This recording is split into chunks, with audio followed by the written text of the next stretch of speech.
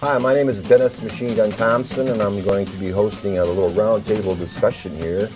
And we're going to discuss music, probably primarily, and we might get into some other things. And would you gentlemen please introduce yourselves? Al King from Ann Arbor, Michigan. Chris Taylor from Ann Arbor, Michigan. And I understand you have a band called? Mazinga.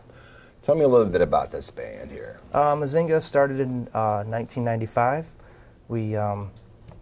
We inspired a lot by some of your bands, and we play primarily like rock and roll music, hard rock. No polkas? No, no polkas. Oh, jeez. A little surf rock sometimes. Some surfer rock, yeah? Yeah, we throw some surf. Jan and Dean and, yeah, really? Beach Boys? Little Pat Boone, yeah. Yeah. Pat Boone? Yeah, a little Oh, Pat I Boone love style. Pat's shoes. Yeah, those are hot.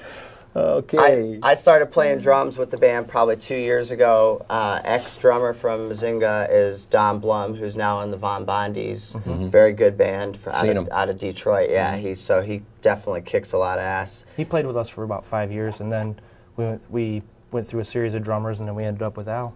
How many members in the band? 4. Four-piece. Yeah. Four-piece. Guitar, bass, drums. And vocals. And vocals. Yep. Lead singer. Had to have a lead singer, huh? Yeah. Aren't they a pain sometimes? Yeah, they total LSD, lead singer's disease, and they've all got it, man.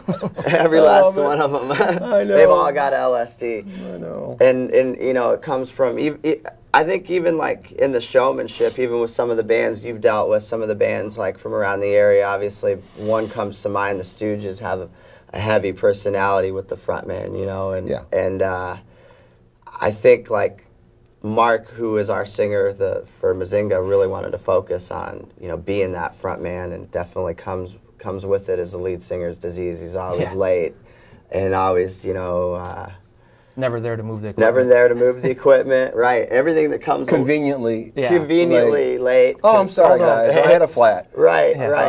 Yeah. In his defense, though, he's gotten a lot better. Yeah. So. Yeah, in his defense. Yeah. My experience with lead singers is they have LSD. Yeah.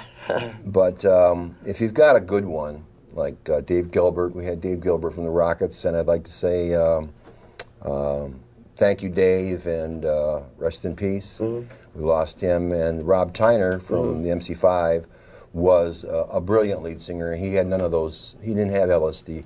Did he carry equipment? He's the only one I've known in my history that didn't have. He carried equipment. That's amazing. He did everything. He worked really hard. I used to room with him. That makes me love him like that much more. You know what I mean? Because I didn't really know much about Rob, and there's not really a lot like written, you know, wrote on him or written on him, either whatever the word is. Like, you know, it's a lot about like what the band did musically and stuff like that. But there's not really a lot wrote about him and his personality, and I'm really impressed to hear that he didn't have LSD. Well, that's because he left this planet a little young.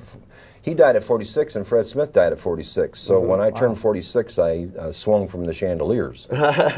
Yeah. I made it. Did you? Yeah, it's surprising. Did you hide out at all during 46? Or did you just go balls to the wall, like you were just happy to be there? Yeah. But I went underground for years after the Five broke up, and then after that I had a band called The Secrets, the Motor City Bad Boys, the New Order, the New Race, and none of them really achieved massive success, but they were fun to play in. Great bands. Which leads me to a question that I have for you guys. I would like to ask you a question, not where you draw your influence from, but what do you think about the conventional music of today, hip hop?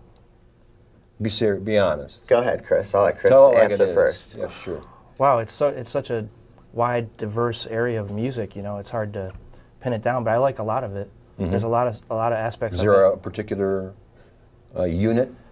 Well, I'm more into old school hip hop, so like Grandmaster Flash or you know, like late '80s stuff that was around when I was. Who started that? Who started what? The hip hop?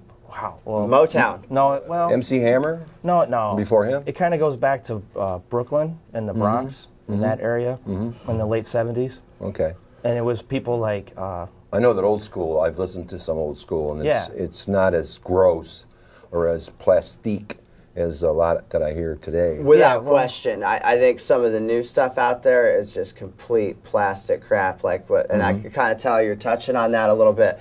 I think like a lot of like just the kick snare like concept of old school hip hop is really cool. And as a drummer, like growing up and listening to that, I wasn't like a huge fan, and obviously I didn't like, you know, pack a gat or wear baggy pants or my hat to the side and get into that whole scene or anything like that. But as far as just the straight up one, like bass drum on one, snare on three, like I listened to a lot of that and influenced myself a little bit from the drumming of it. And so I guess I took whatever positivity I could out of it, right, and got out of it. But there's not much positive, like in hip hop or even a lot of today's music. You know, it's pretty crappy. To me, let me interrupt. A lot of it to me is whining.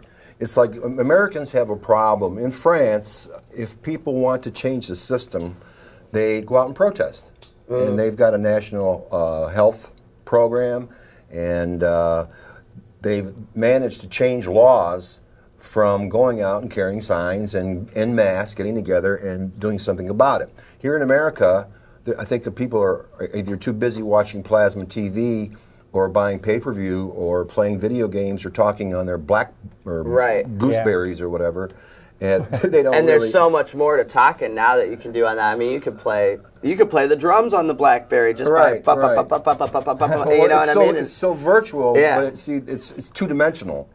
That kind of communication is two-dimensional, and I think that when it started with the bass and drum, and the drum, since he's a drummer and I'm a drummer, and you're a bass player, guitar player, and since we're drummers, when they came out with mechanized drums, cyber drums, that big bass drum and that snare beat, it does not have any dynamic to it.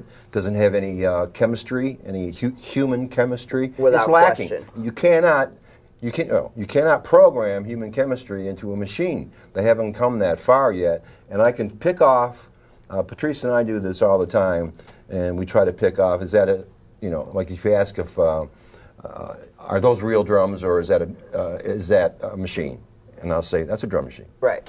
And I can pick it off right away. Oh, yeah. What I was leading up to is we are the band that's responsible for using language on our liner notes on our first album, live album, Kick Out the Jams, and also in a song, Kick Out the Jams, MF.